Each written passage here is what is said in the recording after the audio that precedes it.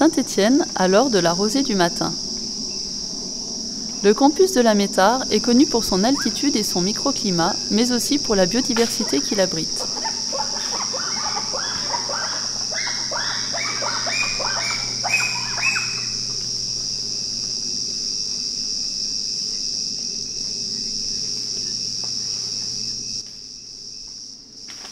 Aujourd'hui, nous allons partir à la rencontre de l'étudiant scientifique dans l'un de ses habitats naturels durant la journée, la bibliothèque universitaire.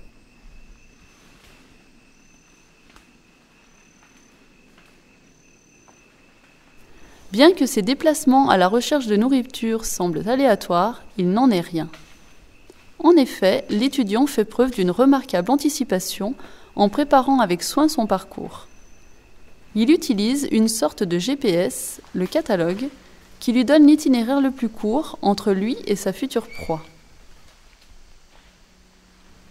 Dans ces lieux, il trouve une nourriture intellectuelle variée dans de nombreux domaines, comme les mathématiques, les sciences de la vie et de la terre, la chimie, la physique, le sport.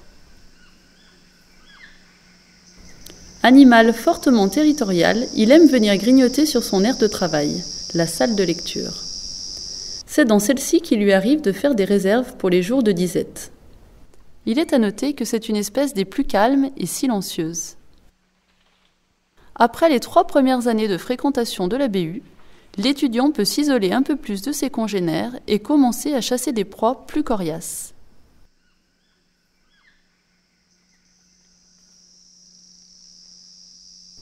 Animal fondamentalement grégaire, il lui arrive d'avoir des épisodes de communication intense qui n'ont pu encore trouver d'explication, puisqu'ils ne correspondent pas avec la saison des amours.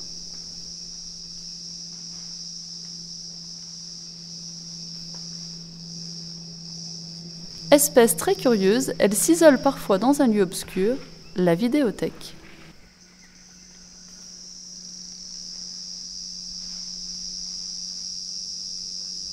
De plus, sa sexualité reste mystérieuse.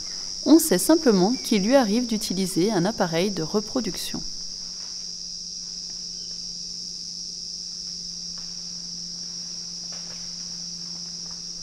Pratique d'introc ou attitude de suppression des tensions, certains individus viennent présenter leur proie à d'autres avec toujours les mêmes mimiques.